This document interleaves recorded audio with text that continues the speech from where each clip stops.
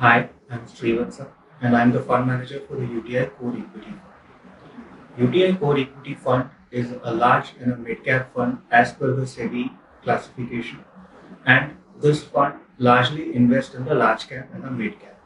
As per the SEBI rules, we need to invest at least 35% in large and mid-cap stocks. However, our allocation to large cap is higher at around 51%, largely to impart stability to the fund, and mid-cap is around 36%, and small cap is around 11% of the fund. Coming to the philosophy of the fund, we manage the fund in a relative value philosophy, wherein we look for stocks or sectors trending below longer term valuations, either with regards to the market or with regards to the own history. Our thesis here is that good quality stocks have their own valuation cycle, and typically over a period of time, mean reversion happens. The second part is our focus on cyclical stocks, where we believe in buying cyclical stocks either at the early part of the cycle or at the mid part of the cycle, and we play the whole cycle through these stocks. Largely in case of small caps and even in some mid caps, our focus is to identify growth oriented small caps or mid caps where we believe is market is underpricing the growth potential of the company. Coming to the sectors where we are overweight, our broad thesis is that we see a very strong case of a domestic recovery happening, notwithstanding the current challenges, and we believe that most of the domestic oriented sectors look very attractive.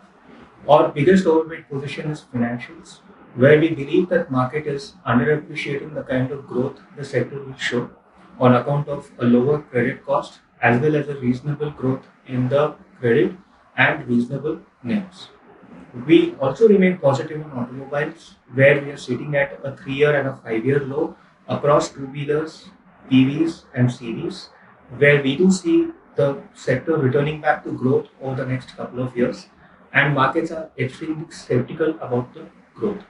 We remain quite positive on automobile, especially with regards to the valuation on a longer term perspective. Our third sector where we are positive is in pharma, wherein we also believe that the pharma sector is headed for decent growth in the coming years, and the sector is underpriced vis-a-vis the growth opportunities present. We are underweight on consumers largely on account of valuation related concerns. We believe that the sector may continue to see tailwinds, which the current valuations are not factoring in. Overall, we have a very well balanced portfolio across the large, mid, and small with a clear focus on relative value. Thank you.